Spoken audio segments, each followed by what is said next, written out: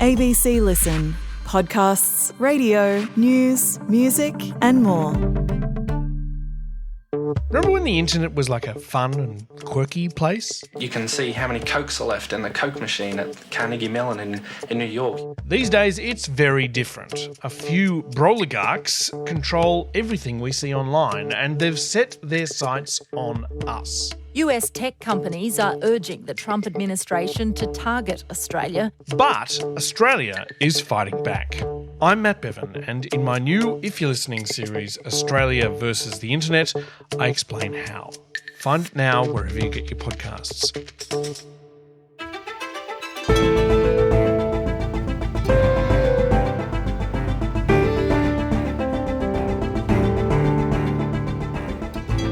We're now in the dying days of the election campaign, with the polls suggesting Anthony Albanese will be returned as Prime Minister. But while more than 4 million voters have already cast early ballots, there are 18 million people in all who will need to make a choice, so the race isn't over yet. Today, political editor for the ABC's 7:30 program, Laura Tingle, on how the campaign has unfolded and why it hasn't gone Peter Dutton's way. I'm Sam Hawley on Gadigal land in Sydney. This is ABC News Daily.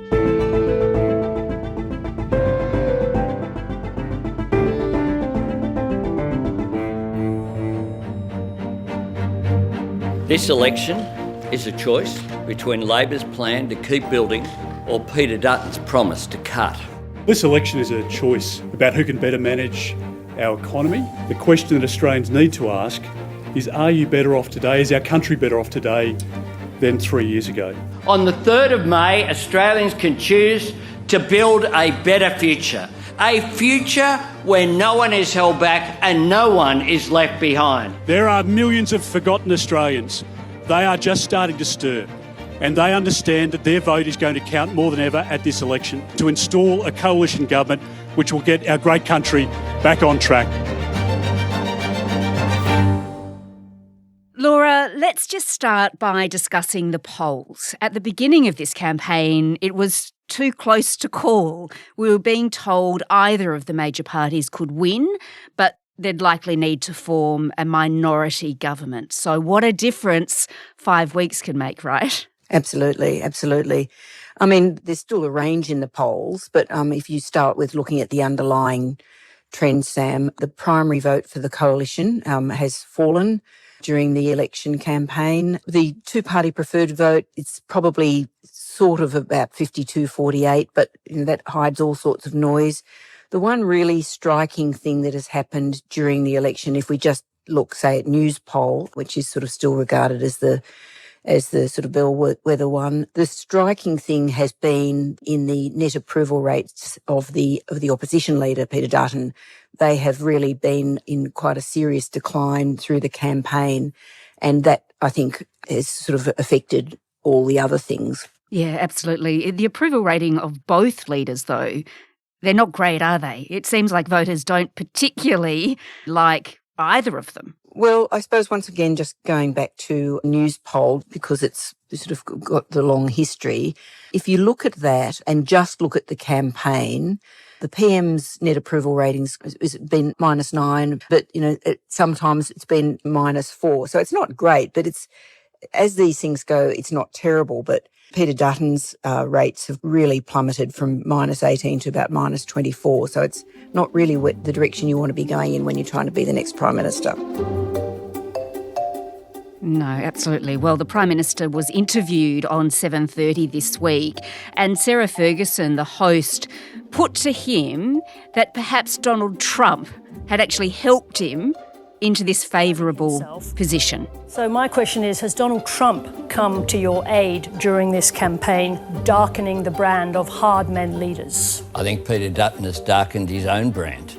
He has made. What do you make of that? Look, I think it is true that the atmospherics of Trump world have really made people more cautious, I think. That sort of idea about, do we want to really have a change when things are sort of quite so wild? I think it's helped in that sense. I think it's undermined the opposition leader's political strategy to some extent, which, did mimic a lot of the sort of Trumpian political positions. So I think that has helped, but I think more than anything, the missteps of the coalition campaign have done nothing. And the fact that Peter Dutton hasn't sort of responded well to, intense scrutiny, having kept himself pretty much out of the media except for 1 or 2 select media appearances a week for 3 years, has just meant he's not been match fit for a campaign, and they have not had their policy positions ready. So, for people who are watching politics, it's been pretty chaotic and not reassuring.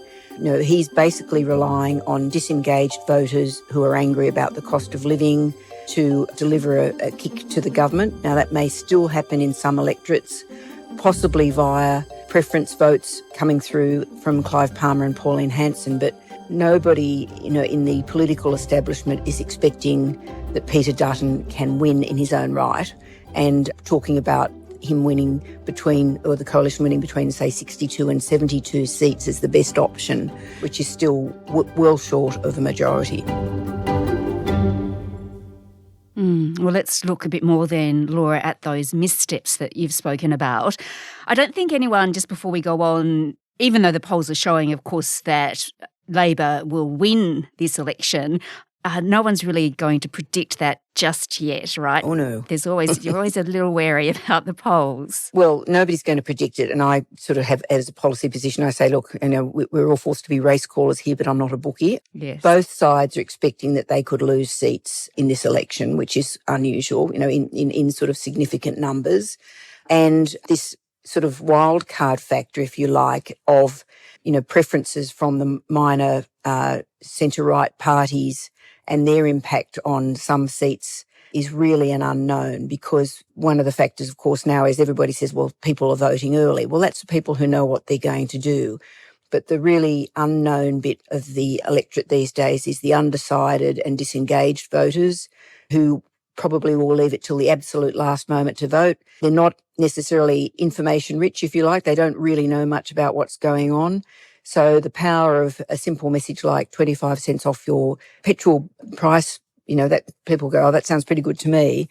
And they could be voting on something as simple as that. It won't have any ramifications for, what they think about any other issue. But that's why I think people are so cautious, that because we just know that so many voters are disengaged. And while a lot of us are interested in the election campaign and look at it as an ongoing dynamic event, they're oblivious to it. So they're still stuck in a world of considerable financial pain, which was sort of the rhetoric and discussion we were all having 4 or 5 months ago.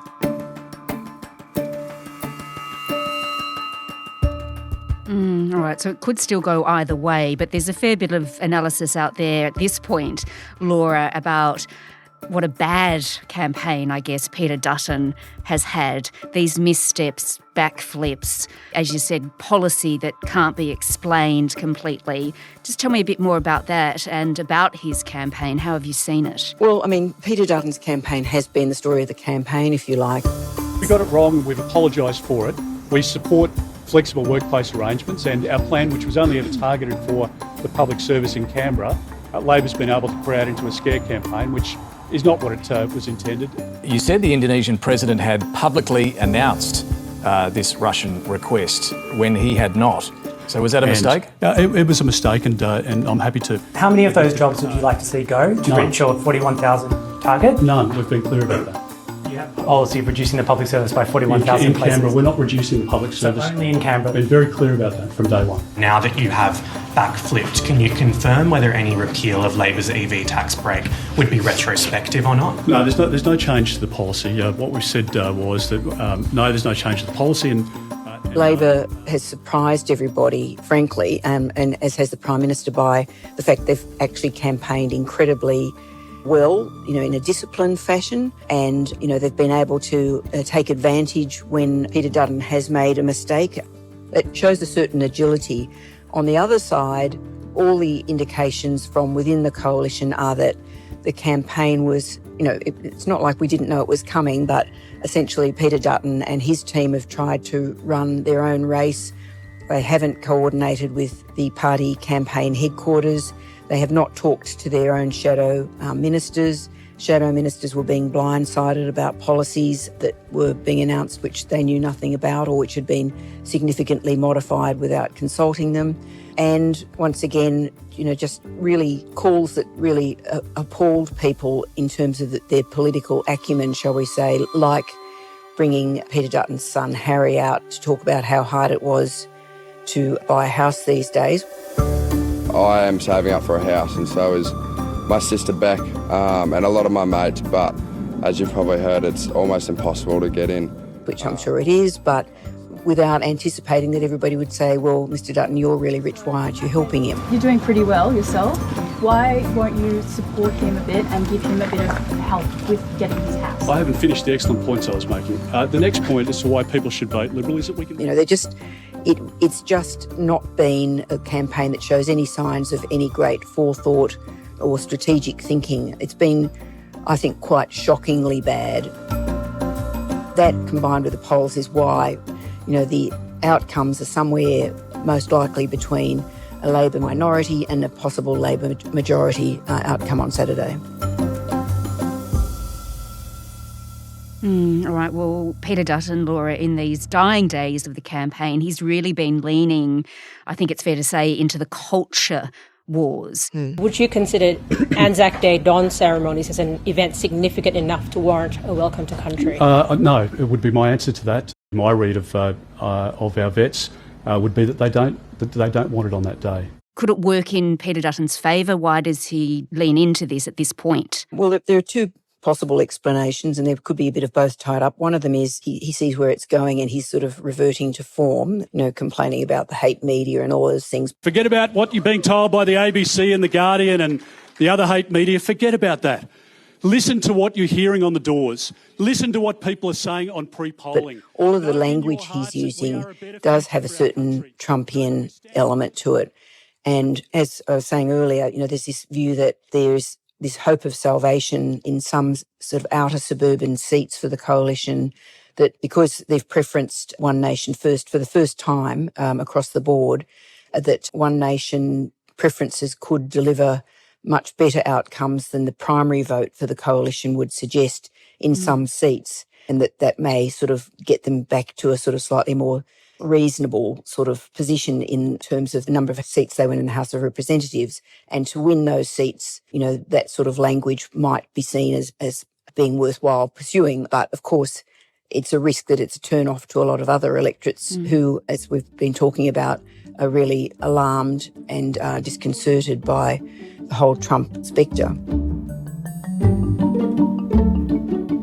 Just tell me then, Laura, about the Prime Minister's campaign. It's been a tight campaign, as you said, very focused. Any missteps along the way, though, for him? Well, I think probably an absolutely technical misstep, which is yes. Fine. Did he or didn't he, though? He did or didn't fall off a stage and then denied it. The Prime Minister was on stage at the Mining and Energy Union event in Cessnock when he appeared to slip off stage. He was positioning for a photo when he stepped off the stage, but was caught by the workers around him. Anthony Albanese... I think it's interesting that, for 12 months, the opposition's been saying the Prime Minister's, weak. They dropped that language in the last week or two because it didn't seem like it was resonating so well given the whole way he'd responded to Donald Trump. But they were using the footage of him falling off the stage in, I think, Newcastle, and the fact that he said that he hadn't, to sort of run this line that he's a liar. And I've got to say, I'm not quite sure why we went through this whole nonsense about him saying, I didn't fall off, I just, I misstepped. I stepped off the stage, I didn't fall over on my backside, I stumbled, that's what happened. But in general, he hasn't made any of the sorts of terrible gaffes that can happen in an election campaign, and which, of course, really marked his campaign in 2022. All right, well, Laura, you have lived and breathed, of course, this campaign, and you've covered a lot of campaigns. So just tell me, what's your biggest takeaway from this? My biggest takeaway is actually shock at the fact that the coalition believed that it could win government without any policies, without any explanations, without any proper costings. Often, you can have chaotic campaigns and things going badly for candidates and all of those things, and people not being very attractive to voters, all those things. But, you do expect them to have done the work to say, if you give us the keys to the kingdom, this is where we're going to take the country. And I'm actually profoundly shocked that the coalition has got to this point in its evolution that it thought it could win without doing that work. Laura Tingle is the political editor for 7:30 on ABC TV. You can also watch it on iView. This episode was produced by Sydney Peed and Adair Shepherd. Audio production by Sam Dunn. Our supervising producer is David Cody. I'm Sam Hawley. ABC News Daily will be back again tomorrow with the ABC's election analyst, Anthony Green. Thanks for listening.